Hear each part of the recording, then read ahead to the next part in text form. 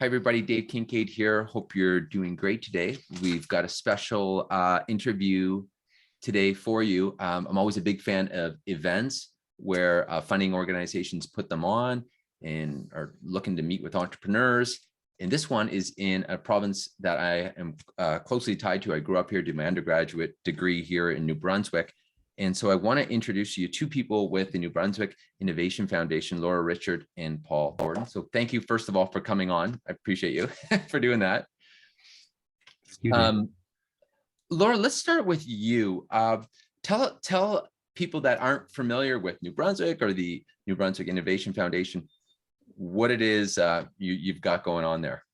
Sure. And thanks for having us here, David. So firstly, contrary to what you might have heard, Canada doesn't stop at Toronto. If you keep going east, there's some really beautiful places after that we call the Atlantic provinces. And New Brunswick is right at the center of those.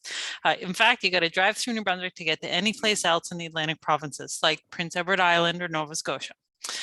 So the New Brunswick Innovation Foundation is, as the name suggests, a New Brunswick organization that helps to support innovators like you. We disperse maybe $15 to $20 million of funding every year to innovators in New Brunswick. Now, don't sign off. Like, even though I said we disperse money to people in New Brunswick, I think there's ways for people outside of New Brunswick to benefit too. And we're going to get into that today, but our funding programs are both grant-based programs that help support applied research and development. Our focus here is really on things that can be commercialized and have impact. Knowledge for knowledge's sake is super, but outside of our mandate. And then we also do a lot of venture capital financing for companies based in New Brunswick. So here we've got a real mission to use New Brunswick as a sort of living lab to help test innovations and bring them through to impact at a sort of scale and pace that you just can't do in a bigger province. Yeah.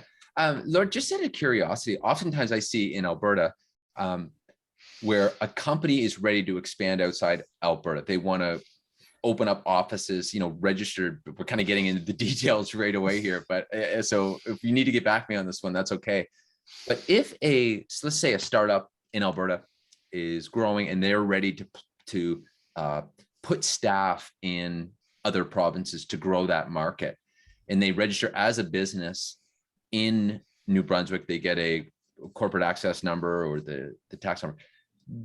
Once they have that, is that business an eligible business to work with NBIF? In certain cases, yes. Now, a lot of our financing, however, is reserved for companies that have operations here or a headquarters here. So they're the ones who are going to get the most attractive leverage packages and have the most opportunities open to them. However, we do recognize that sometimes the right partner for a given project just isn't in New Brunswick. And so we've got mechanisms that still allow companies outside of New Brunswick, even outside of Canada, to engage with researchers here. Our main criteria is that we need to see some New Brunswick components. So normally that a piece of the innovation is happening here. So maybe you want to access an expert at one of our universities and, we can help you to do that, but we'll expect to see some other sources there to also take on some of that risk, since the benefits of that research are going to go outside of our province. Yeah, I see that. Even in Alberta, they do that. Like Emission Reductions Alberta, they're looking for game-changing technologies to take place. They'll help fund it, but the pilot demonstration has to happen in Alberta, which totally makes sense if the taxpayers in that area are funding it. So it's just kind of cool to talk about these things, because a lot of people have, they have no clue about how to navigate these programs and how to commercialize. And maybe the expert they need is they're building something in, pick your industry, forestry, and they can work with a partner there. It's kind of cool. That's the great thing about New Brunswick. Because we're small, our team knows the researchers and innovators in our province really well. And so we're able to do that kind of pathfinding around, I'm doing this project in forestry. I've got this innovative new piece of technology. I think I want to install it in a sawmill. Like, where do I start? Paul and I are like, well, we'll introduce you to the folks at the sawmills we know. And by the way, there's this real expert on forest technology at the University of New Brunswick. Maybe you want to chat with him. So we're happy to make those kind of facilitated introductions where we can and where it makes sense. And that leads, I think, to Paul, where I would like to talk to you a bit, or have you talk about, is an event that's coming up. And to Laura's point, I always say to people, events are an amazing opportunity. Like, if you're an SME, I remember one time I was at an event in Leduc, Alberta, which is just near the airport in Edmonton. And they asked, hey, who are business owners in the crowd? And there was like 100 people. And there were like 3 people that put their hand up. And I was like, oh my gosh, like oftentimes you're an SME, you're trying to make payroll, you've got your head down, you're trying to get customers. And there's these golden opportunities with events where you can meet people, build relationships. So when I saw you had this event coming up on June 23rd in artificial intelligence, I wanted to help you get the word out. So Paul, welcome, and tell us about what you got going on. Yeah, thanks so much, David. Yeah, that you said it, events are so important as a way of kind of building those connections, especially between the business community and the innovation and research community here in the province. There's a lot going on. It's surprising just how much is actually going on in New Brunswick institutions as far as AI research goes. And I think people have a lot of questions, especially in the business community. What is AI? And what can AI do for me? And how do I get involved in maybe using AI in my business and in my operations? So it kind of goes back to a recent amount of funding that we received from ACOA, and that really was focused on ways of supporting AI and finding opportunities to get AI integrated into businesses. So opportunities for doing collaborative projects with between companies and New Brunswick researchers. So this is really sort of the follow-on from all that work that we've been doing and supporting those types of collaborative research is building up a program that really highlights the opportunities of businesses to work with researchers and opportunities to be integrating these new technologies into what they're doing.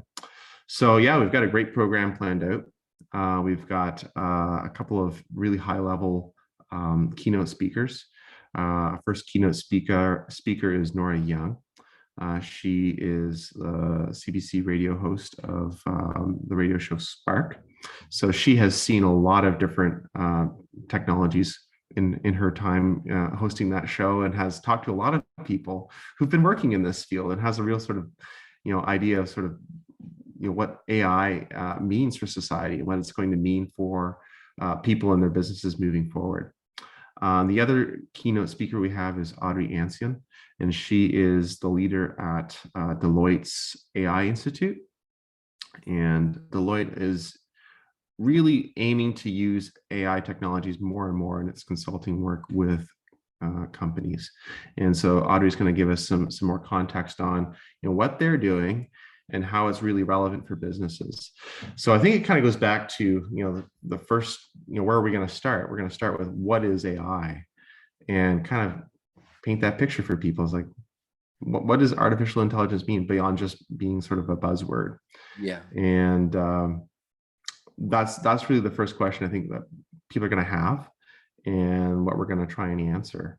It's so funny. We were joking before we put the recorder on that AI is the buzzword. It's everywhere. Yep. It's kind of like if you're old or you remember like late 90s on the internet, everyone's like, what is the internet in 96, 97, 98? And I think it's really fascinating. One of my best friends is a techie guy, and he always simplifies technology for me, which I always appreciate. And he's always, starts with people. Like, who are the people in your organization that are going to work this, and what's that experience like? And then the data, and then the security, like the very non-techie components to technology. And I think sometimes we forget that. It's like, oh yeah, someone's got to do the project. It's human. Yeah, it's a human being. And then there's data involved, and protecting that data and focusing on the customer experience. It's very non-technical when you get down below it, but there's so much information. Not so much information, but there's a learning curve, and events like this are fantastic. So why not, just for people that are listening, Paul, a few of the details about when is this? I think it's June 23rd. I've got you June 23rd in Moncton. June 23rd in Moncton at the Delta Beau Séjour. So downtown Moncton. Which is a good airport, by the way, for people flying, from outside of the province. It's got an international airport there. It's probably the best. I'm a St. Johner, so it really hurts to say this, but it's basically the best. It is the best airport in the province. Sorry to all my St. John friends. Maybe I'll maybe edit this out. But yeah, that's great. Laura, let's go back to you for a minute about maybe some discussion around that AI, because you're working with academics and researchers in that learning curve. What are you seeing with AI in SMEs out there? It's not science fiction anymore, David. Like, this is real and it's now. And so if you want to be competitive in a global market, you need to start. And if you don't start soon, you're going to be behind the curve. For me, what really drives it home is just the progress that AI is making in every field. I did my PhD in crystallography, and at that time, in a 4-year PhD, you might be able to solve half a dozen crystal structures, right? Because you had to manually compute the angles and adjust atomic positions and then rerun your programs. Now, AI can solve those. In the course of a PhD, you could do 10,000 crystal structures, right? Wow. And it's Crazy. doing this in every field. And so if you're not doing it in your business, your competitor is. And so what we're really seeing here is not fundamental studies about the nature of artificial intelligence or neural nets anymore. That is happening, but the real focus is on applications, taking algorithms that are already developed, use cases that we've seen in the lab, and saying, okay, how do I install this on my line? How do I put this in my process? And how can this generate returns and efficiency and productivity for my business? Yeah. Paul, anything you want to add to that? Yeah, absolutely. Laura's really correct. It's about taking the data and having a computer, an algorithm, be able to look at that data and make a prediction. And it can make those predictions a lot quicker than any human can, because it can process data so quickly. And oftentimes those predictions are better. And that's just because you've incorporated more data points and you've had an algorithm that you've validated based on numerous use cases. So we've got a couple of companies that are really kind of making progress and showing how this can be used. I was speaking to one of our companies that's going to be presenting at the conference. It's the company name is RemSoft, and they work in developing a forestry management software.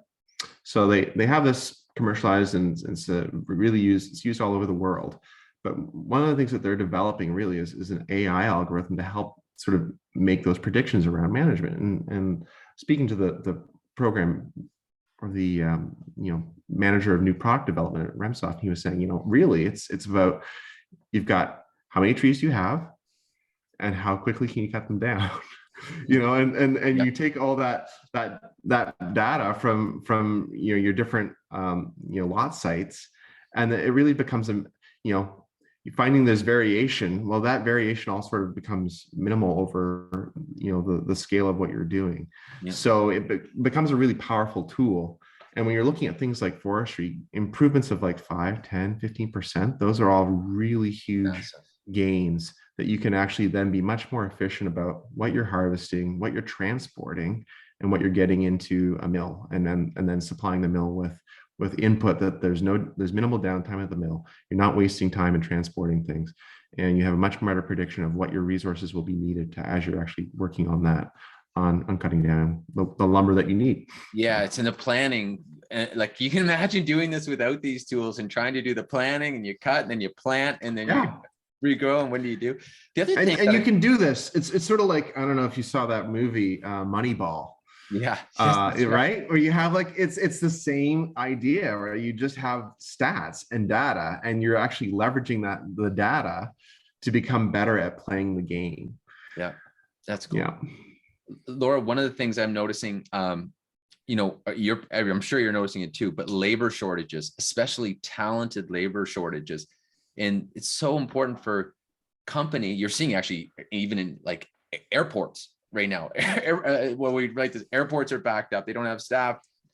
It's just a gong show. And how technology, it's going to help Canadian companies, New Brunswick, Alberta, wherever you are, compete. And I guess coming to an event like this, I think it's great, because it's just, like you said, it's step one of developing capacity in your organization. Absolutely. And I think you had a fun flight back from Calgary then, David. But Yeah. the thing is, in New Brunswick, we're facing that labor shortage, perhaps even more severely than other places because we've got an aging demographic and we didn't make enough babies. So may I also take this as an opportunity to plug that our government is proactively taking action to try to get more people to come to New Brunswick. And all three of us on this call are recent arrivals or re-arrivals in New Brunswick because quality of life here is super. There are tons of jobs and opportunities, and there's a lot of programs that encourage people to move here. Housing prices are starting to go up significantly, which is scary for us New Brunswickers, but they'll still appear super cheap to you. So get on the bus, actually, if you're thinking about it. May I say New Brunswick in June is absolutely beautiful. If you do come for the event, stop by Shediac or Capillet, enjoy some of the warmest waters north of Virginia and relax a bit on the beach. Okay, plug done. But Yeah, it's a great opportunity. Like I said, I've spent, 20 years in Alberta, and I'm always shocked how maybe 1 in 100 have been east of Montreal or Toronto. So this is kind of a neat opportunity for you to do some work, get out to see the East Coast. It'd be a great opportunity for you. absolutely. Absolutely.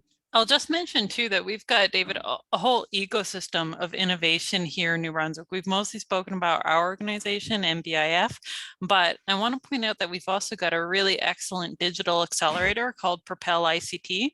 If you're at a stage where you're thinking about doing some more acceleration or incubation, they've got great programs that you can access from wherever you are and can also help pave the path to come to Atlantic Canada if that's your choice. We even have a whole economic development agency aimed at recruiting businesses to come move to New Brunswick called Opportunities New Brunswick. And so if either of those are of interest to you, have a gander at their website and let us know if you want a personalized intro because they probably just live down the street from us. Yeah, that's right. Paul, I'll Yeah. leave the last word with you, and then any contact information you want to share, maybe how people can reach out and find you and where they can learn about the event. And I'll also put them below the interview on YouTube as well. Yeah, great. Well, we'd really like to have people come out and learn more about AI, learn about the opportunities for doing AI research in New Brunswick. We have a number of sessions. As I mentioned, we're going to have a panel discussion with some startups and SMEs about what they're doing in AI research. So companies like Terrace, which is looking at a bunch of looking at satellite data and satellite imagery and making predictions with those. Have Eigen Innovations, which is looking at using data for manufacturing and better efficient processes for manufacturing. Bird Construction is actually one of the companies that has benefited with an innovation voucher with NBIF, and they're using AI in helping them plan some of the work that they're doing in the construction industry. So these are companies that are going to be speaking about their experiences with NBIF and how they're actually integrating AI into their operations. We have a couple of other speakers, again, talking about the opportunities in agriculture. We have Fiddlehead that's going to be talking about their collaboration with McCain Foods and being able to predict, use AI tools for better and smarter agriculture. Remsoft is going to be talking about the forest industry. And then we have Jennifer LaPlante from DeepSense AI, and they work with the oceans sector and are using AI on a variety of applications in the ocean segment. So fisheries, aquaculture, those sorts of things. So really excited about the program we have, hoping to make this a really great opportunity to highlight the talent in New Brunswick as well. There's going to be some students presenting on their research. So again, like we said, with the labor issue, there's the opportunity to be finding some people who could be potentially great employees, get a chance to meet them and find out what they're doing. I'll just add just one thing you remind me of. Sometimes you're outside in New Brunswick, you forget, but like McCain Foods, like there's some major businesses here that relate to Alberta. Alberta's an egg tech leader. Its egg is just incredible in Alberta. And, there's McCain Foods, one of the largest egg processors in the world here in New Brunswick, and Irving Oil, of course. Most of my audience would know about Energy East and the large refinery that we have here. And so there's a lot of overlap. So hopefully this video spoke to you, whoever you are out there, and you're looking to grow and kind of expand across the country, well, New Brunswick is a great place for you to come. And I just want to thank you so much, Paul and Laura, for your time. We'll leave your contact information below the video where they can reach out to you and follow you on. What's the best social channel to follow you on? We're on LinkedIn, we're on Facebook, and you can also go on our website, nbif.ca, and follow our newsletter if you want to stay in touch and hear about other events and activities that are happening in New Brunswick. Yeah, and I would also say if there's anything you want to know, you can email or just leave a comment below this video, and I'll be sure to reach out and see if we can find an answer for you. I mean, SME feedback is really, really important for developing new programs and helping the economy. It's a relationship. It's not just, you know, an agency putting out programs. They want to build that relationship for the long term. So Absolutely. yeah, thanks so much for coming on. No, And thank we'll sign you. off here, and we'll talk to you later. Thank you, David. Thanks, Dave.